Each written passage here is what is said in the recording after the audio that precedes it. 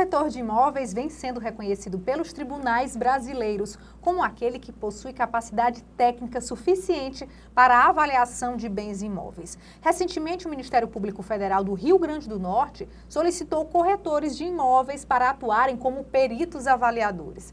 O avaliador de imóveis inscrito no Cadastro Nacional de Avaliadores Imobiliários, o CNAE, possui a capacidade de emitir o parecer técnico de avaliação mercadológica, o PITAM.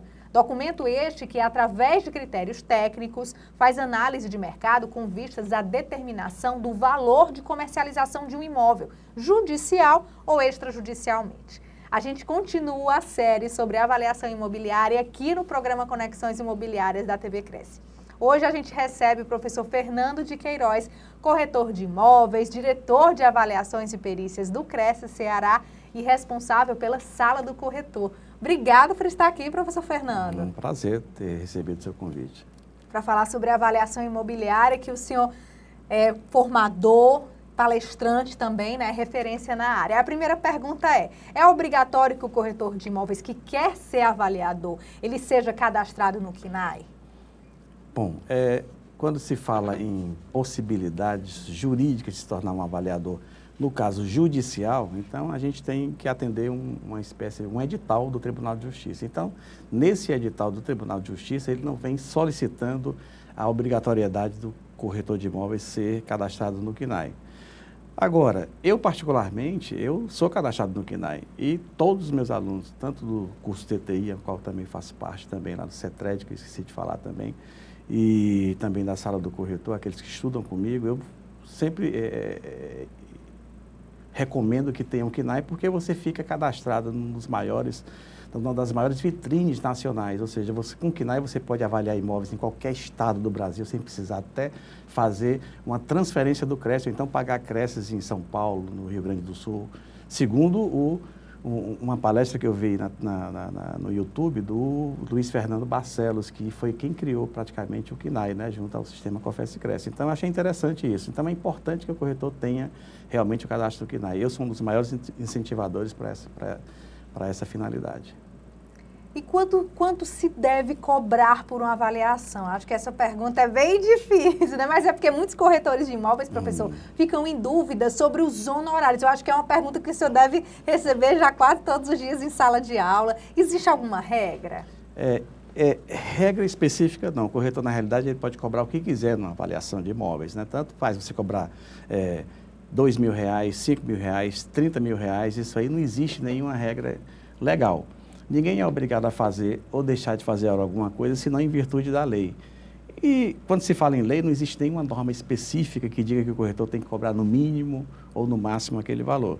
Inclusive, o CAD, né, ele, através de um acordo com o sistema COFES-CRES, eles acordaram que não deveriam sequer ter uma tabela obrigatória. Então, essa tabela que os CRESs por aí no Brasil inteiro têm são referenciais, que servem apenas de referência. Então, no entanto, você me fez uma pergunta retórica. Eu digo, por que retórica? Porque o corretor de imóveis, ele pode atuar, ele é mais importante do que ele imagina que é. Porque ele pode atuar como perito judicial, contratado pelo Tribunal de Justiça, sendo auxiliar de um juiz no processo judicial. Ele pode também trabalhar dentro do processo como assistente técnico pago pelas partes, pelos advogados, pelas partes que têm interesse no processo. Então, e também ele pode atuar também pelo simples motivo de alguém ter curiosidade, o particular ter curiosidade em fazer, por exemplo, se você vai pedir um empréstimo no banco e vai dar um imóvel como garantia, você pode fazer uma avaliação para fins de hipoteca, por exemplo. Alguém quer vender um imóvel e quer saber quanto custa o seu imóvel, já vi pessoas vendendo imóvel por R$400.000 valendo R$700.000. Então, ou vice-versa, pessoas vendendo imóvel por um preço que não valia tanto aquilo, né?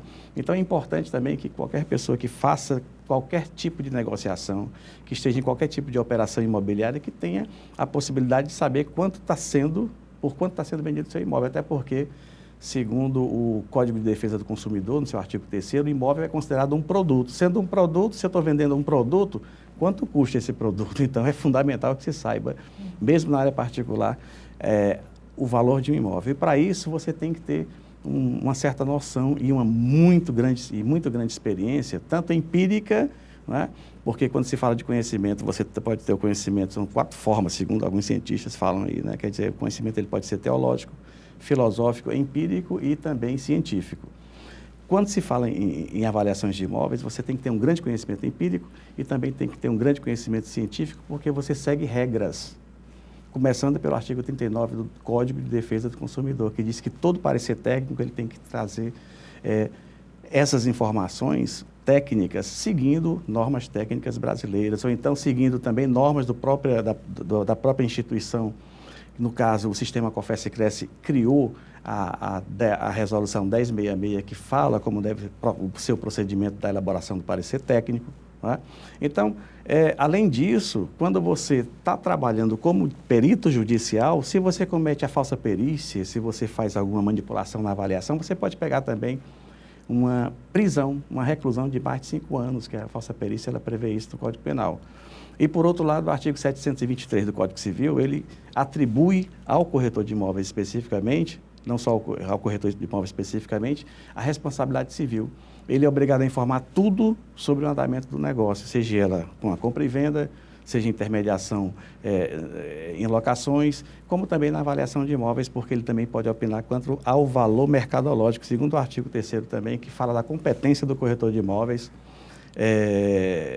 na hora da sua responsabilidade. Então, esse artigo 3º da Lei 6.530, ele combinado com o artigo 723 do Código Civil, que todo mundo tem acesso pela internet, vai no Google e coloca lá. Código Civil, artigo 723. O corretor de imóveis é obrigado a informar tudo que possa onerar o negócio sob pena de reparação de danos. Então, se ele vende um imóvel e diz que o imóvel vale 100 mil ou 400 mil e o imóvel vale 600, ele já trouxe para o cliente um prejuízo de 200 mil reais, essa diferença. Agora, se o imóvel vale 600 mil e o cliente quer vender por 400 mil reais, aí é um problema do cliente, mas ele fez a parte dele, que é informar ao cliente. Ora, se eu tenho uma obrigação funcional não, da própria essência da corretagem, de informar tudo sobre o andamento do negócio, sob pena de eu mesmo reparar danos, e se eu tiver numa situação de perito, me usar da falsa perícia e cometer um tipo penal, obviamente que eu vou ter uma grande responsabilidade, posso ficar até preso por causa disso. Então, quer dizer, eu sou, assim, cercado de responsabilidade. A lei me cerca por todos os lados como corretor de imóveis e, no final, eu não posso cobrar menos de 2.500 numa avaliação técnica em conteste, aquela avaliação realmente profissional. É claro que o corretor, quando está iniciando a sua carreira, então, se alguém pede para fazer por R$1.000, R$2.500, ele até consegue fazer, porque ele não é obrigado a cobrar menos do que aquilo. Tem muito corretor que tem a postura que diz o seguinte, se eu prefiro cobrar menos para não perder o cliente, sendo que isso acaba nivelando o mercado por baixo. Olha, eu acho interessante que uma vez uma aluna minha, eu estava dando curso de TTI, ele falava, professor, por que a lei ela é de uma forma e depois ela é de outra forma? Às vezes matar é crime, às vezes não é. Eu digo, olha, se alguém chega na sua casa e sai atirando em todo mundo, se você atirar primeiro e matar essa pessoa, você não cometeu nenhum crime. Existe também uma coisa chamada, eu comparo isso na realidade, é um estado de necessidade. Então, a pessoa que está começando, ele está precisando realmente se capitalizar. Então, nesse momento, ele fica numa situação onde ele está entre 2 pesos e 2 medidas. É uma questão até que possa até envolver, eu acho que não envolveria mais a ética, porque antigamente ele poderia, se ele cobrasse menos antes desse acordo com o CAD, ele estaria cometendo um ato antiético perante a instituição Cresce. Mas agora não, ele pode cobrar o que ele quiser, até R$1 ele pode cobrar. Mas o mercado ele não é assim. A gente pode até reconhecer que existe esse fato existe, né? Mas é uma questão só de inicial. Quando esse profissional ele se profissionaliza, com o tempo ele pega mais experiência, ele vai reconhecer o seu valor. E a avaliação no âmbito judicial, ela torna o valor da avaliação mais alto? Existem 2 formas, né? Então, você pode atuar dentro do processo com base no Código de Processo Civil, artigo 473, que diz que do Código de Processo Civil, artigo 473 do Código de Processo Civil, que diz que o perito do juiz, o perito judicial, que pode ser tanto o corretor como o engenheiro, como o arquiteto, tanto faz. O corretor ele já está habilitado. Portanto, se alguém disser bem assim que o corretor não pode fazer perícias judiciais, eu já vi pessoas fazendo isso. Como que não pode? Você vai no site do Tribunal de Justiça, no caso aqui, nós estamos no Ceará, no estado do Ceará, e vai lá no CISPER, Sistema de Peritos. Então, você vai lá, arquitetos peritos, engenheiros peritos, e tem lá corretores peritos, corretagem. Tem uma lista de corretores aqui do estado do Ceará.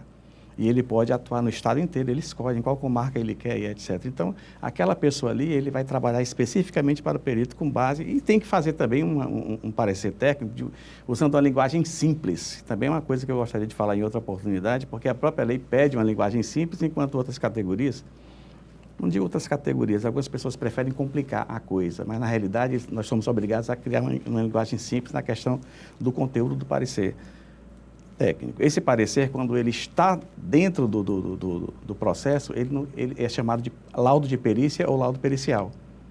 Enquanto nós somos obrigados a usar a nomenclatura PETAM, lá sendo assistente do juiz, como perito judicial, lá nós temos que usar o nome laudo de perícia ou laudo pericial. E a própria lei de processo civil, ela dá a possibilidade da outra parte, né? Ou seja, os advogados contratarem assistentes técnicos para poder justamente acompanhar a avaliação do perito judicial. Então, esse aí tem outra conotação de cobrança também. Então, são curiosidades que não é só o Cresce Ceará que está interessado em saber disso, não, é o Brasil inteiro. Existe mais um tipo de parecer para avaliação? Por exemplo, o parecer opinativo e o parecer técnico? Bom, com relação a nomenclaturas, eu vou poder explicar isso de forma bem científica, que isso serve para o Brasil inteiro. Na realidade, é verdade, serve para o Brasil inteiro. A gente discute, eu tenho um grupo com os maiores intelectuais, como Frederico Mendonça, José Augusto Viana Neto, é um grupo chamado Grupo EPA, Grupo de Estudos sobre Perícias e Avaliações. Inclusive está aqui no meu telefone, se você escrever aqui, eles respondem na hora. Tem também o Luiz Fernando Barcelos, que praticamente é o diretor do Sistema Confesse e Cresce, que está lá no CNAE, talvez um dos criadores do CNAE. E o que acontece é que existe uma variedade muito grande de nomenclaturas para o próprio parecer, ou seja, tudo é a mesma coisa na realidade. Mas se você está como corretor de imóveis, a resolução 1066 manda você utilizar o nome PETAM. Você falou PITAM, também está certo, né? Mas é parecer técnico de avaliação mercadológica, né? Quando você está trabalhando para o juiz como perito, a lei, o artigo 473, manda você, né, utilizar o termo laudo pericial ou laudo de perícia, seja você corretor, engenheiro, arquiteto, fazendo aquela avaliação para o juiz. Quando você é assistente técnico, olha que interessante, então você vai apresentar um laudo técnico de avaliação. Então tem o PETAM, o laudo de perícia, o laudo pericial, e tem também o parecer técnico de avaliação feito pelo assistente técnico. Então existem essas três nuances, né, na nomenclatura. É uma coisa interessante. Boa pergunta, gostei. O corretor de imóveis apresenta logo antes de iniciar o trabalho o valor dos seus honorários? O que o senhor indica para quem está começando? Boa pergunta também, né? Eu estou gostando, porque são perguntas que praticamente ninguém responde. Mas por isso que eu tive que aprofundar um estudo, mas não só. Né? O estudo não é só uma conclusão minha, são essas cabeças que estão ali que me ajudam bastante. Queria até agradecer ao professor Frederico Mendonça pelo livro sobre avaliação de imóveis. Queria agradecer sobre os conselhos que ele nos dá também. É conselheiro do Sistema Confesse e Cresce, Frederico Mendonça. Conhecemos. Também o Luiz Barcelos também, que também é de lá. Já veio aqui em Fortaleza, já ministrou uma palestra aqui no Ceará. Exatamente. Olha só que interessante. Uma dessas pessoas aí, que eu não vou dizer quem foi, no Estado pediram um perito judicial.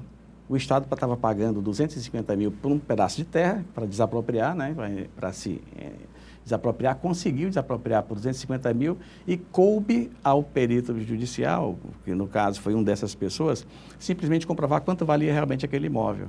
Sabe quanto é que valia aquele imóvel que o Estado desapropriou por 250 mil?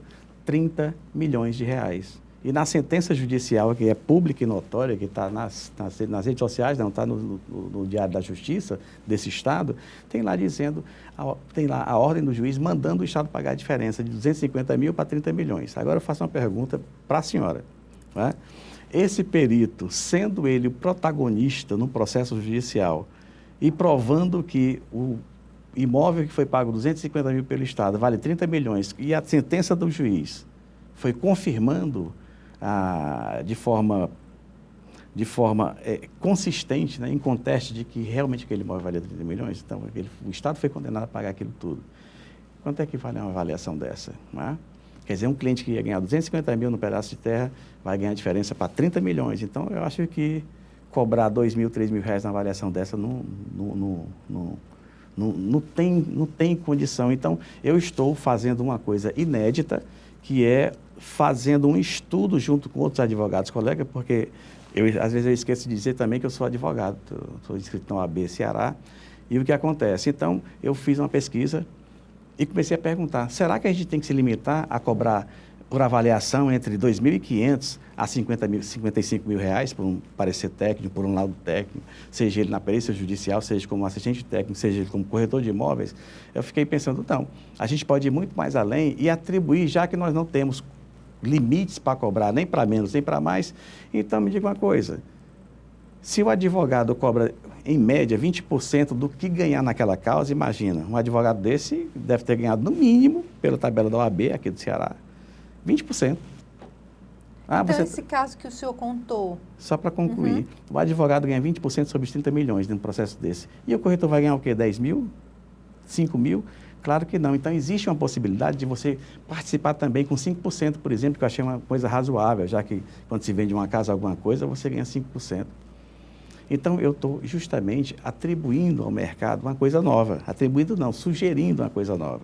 Que o perito avaliador, que ele vá muito mais além da sua capacidade, já que ela exige tanto, até o prende, se for o caso, por uma falsa perícia, por uma imprudência, negligência, por que ele não pode cobrar pelo menos 5% daquilo que ele foi protagonista, que ele foi a pessoa que teve, a única pessoa que teve o resultado alcançado em virtude do seu trabalho, né, da sua competência. Foi decisivo, né? Foi decisivo, então por isso que é outra coisa. Então, para falar para concluir a sua pergunta, eu falei que era retórica, né? Uma pergunta dessa é retórica. Em conversa com esse grupo, né, principalmente o Dr. Frederico Mendonça, que escreve bastante para a América Latina inteira, livro de avaliações, ele sugere que a gente fale uma linguagem só, eu achei bacana aquilo também. Então, no mínimo, um corretor, uma avaliação profissional, feita por peritos mesmo, em conteste, aquela avaliação que juiz nenhum bota defeito, ele deve ser cobrado no mínimo R$ 2.500. Agora, no máximo, a gente segue uma tabela do referencial do Cresce São Paulo, que eu acho bacana também, que ele fez essa tabela com referência ao Tribunal de Justiça de São Paulo, que estão pagando mais ou menos, né, por avaliação, e vai até R$ 55 mil.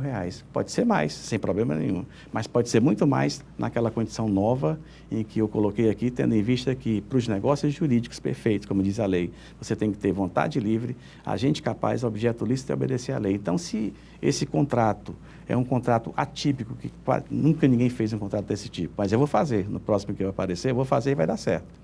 Né? Então, se eu faço, é possível e a lei permite, tudo que não é proibido é permitido. Se a vontade é livre entre as partes, olha, para me pagar 5%, eu vou ser seu assistente técnico. A vontade é livre, agente capaz, o objeto é lícito e obedece à lei, nada pode nos parar com relação a isso. A gente vai chegar longe como peritos judiciais. E se você é corretor de imóveis e se interessa pelo assunto avaliação imobiliária, saiba que está sendo criada uma comissão, que vai fazer parte de várias comissões aqui no Cresce Ceará, que foi uma iniciativa da diretoria, para serem discutidas essas questões. Então, o senhor vai estar à frente, né, isso, da comissões de avaliação? Exatamente, é uma pergunta muito interessante, porque isso aí foi uma iniciativa do nosso presidente aqui do Cresce, 15ª região, o presidente Tibérios Benevides. Então, ele através e o também... coordenador da Educação Continuada, o Apolo Filho. Era o que eu ia falar. Juntaram as... Você foi mais rápido. Juntaram as Exatamente. ideias, né? Eu ia falar exatamente isso. Então, ele teve a ideia e o Apolo Filho também teve essa ideia. Eles conversaram, eles dois, né? Aí bom, se um teve ideia, outro... Não sei quem teve ideia primeiro, mas só sei que o presidente é quem autoriza, né? Então, ele autorizou, já foi para a plenária, né, e etc. Então, tem que parabenizar também o Apolo Filho, né? Apolo Filho, Apolo Pai, na realidade eu tenho uma satisfação imensa de estar aqui no Cresce, porque desde o Apolo Pai, né, o doutor Apolo Scherer é uma pessoa que eu realmente admiro bastante também. Foi falar de pessoas, né? Então aqui são pessoas maravilhosas. Apolo Pai, Apolo Filho, presidente Tibérios, você aqui também fazendo esse trabalho maravilhoso também, que leva esse conhecimento para os corretores de imóveis, que é uma coisa inédita. Você vai ver a repercussão disso aqui. Então, as comissões, elas têm o objetivo de discutirem esses assuntos com profissionais extremamente capacitados, como é o caso do senhor. Então, assim, quais são as expectativas quando essa comissão aí já estiver funcionando? Boa pergunta. Aliás, todas as perguntas são excelentes. Agora, eu preciso também de um espaço para responder. Sei que geralmente é rápido, mas aí, o seguinte, antes de ter essa ideia da comissão, que eu achei impressionante, né, que ele combinou com outra ideia que eu tinha, né?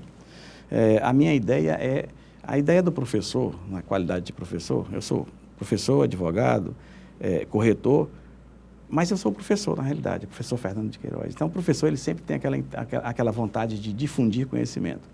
Nós temos também aqui a resolução que fala sobre a ética do corretor brasileiro, né, do sistema Confesse e Cresce. Então, essa resolução fala que é ético também, da parte do corretor, difundir conhecimento. Então, a forma de difundir conhecimento que eu encontrei foi essa, criando esse meu projeto, a Sala do Corretor.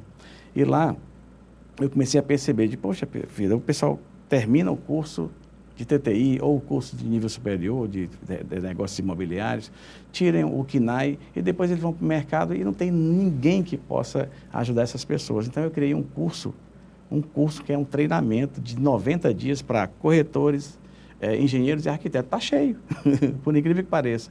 Para essas pessoas que já fizeram tudo. Já fez o curso de KNAI no CETRED, ou no Cresce, ou já fez o curso de engenharia, já fez o curso no IBAP, já fez todos os cursos que você puder imaginar, mas aí a prática do mercado. Eu criei um curso prático de 90 dias. Lotou. Aí eu peguei o seguinte, eu vou treinar um novo e um mais experiente. Aí eu peguei, chamei um corretor jovem, chamado César Moura, e ele também foi estudar na UFC, e digo assim, olha, vocês vão trabalhar para se tornarem peritos judiciais, junto com um corretor mais, eu não vou dizer velho, né, mas ele é mais experiente, quase 60 anos. Há 35 anos ele era engenheiro civil também, que é o Vicente, né, o Vicente Matos, e eu treinei os dois. Uma prática mesmo, os dois cheios de conhecimento teórico também. Então, o que é isso? Então, na realidade, o curso TTI, como o CETRED, o Cresce como instituição, esses cursos de KNAI também, etc., tudo isso faz parte de uma espécie como é que se diz, biodiversidade intelectual. Aí, quando eu fiquei pensando, depois que essas pessoas passam por tudo isso, eles vão chegar aonde? Não tinha lugar nenhum para se fazer isso. Então, eu criei essa possibilidade. Aí, treinei um novo, um jovem corretor e um mais experiente, com, vamos supor, 22 anos e outro com quase 60 anos. E os dois se tornaram peritos judiciais, estão inscritos no Tribunal de Justiça, com inscrição homologada. Se você for lá no CISPER, no Sistema de Peritos, estão lá. Um deles, quando se inscreveu, com 1 mês, 2 meses, já foi nomeado perito. E já está fazendo e tira dúvidas comigo, e agora, como é que eu faço a petição e etc. Eu vou ajudando na medida do possível. Eu gostaria de levar essa ajuda para o mercado inteiro, dentro do Cresce Ceará. Então, por isso que, juntando essas ideias, tanto, seja lá, do presidente Tibérios, junto com o Apolo Filho, junto com essa ideia de treinar o César e o Vicente, eu trouxe os dois, inclusive, na reunião que eu acho que você estava lá, que quando veio esse jovem e esse mais experiente. E eu vou nomear, se for essa a minha incumbência, né, primeiro vice-presidente e o outro segundo vice-presidente dessa comissão, porque eles têm competência e têm conhecimento para poder também difundir com esses corretores que estão todos ávidos por conhecimento. E eu queria fazer algumas reuniões aqui no Cresce com a autorização do presidente, e daí ele vai usar aí a estrutura do Cresce para poder motivar os corretores a se tornarem grandes peritos e grandes profissionais. É isso que a gente quer, que os corretores do Ceará, sejam até do Brasil, né, que tenham competência suficiente para saber o que estão fazendo. E saber cobrar e nunca aviltar honorários, né, sempre estar em ordem. Quando os trabalhos forem iniciados, você vai ficar sabendo aqui pelas redes sociais do Cresce, que a gente vai divulgar tudo para você. Professor Fernando, muito obrigada por você estar aqui, por essa entrevista. Ok. Estamos finalizando. Muito obrigado por você estar aqui. É um prazer. Outros convites virão em breve. Para a gente discutir mais, né, sobre a avaliação imobiliária, que é um tema assim tão... É muito complexo. Tão complexo. É muito complexo. Mais complexo do que a gente imagina, né?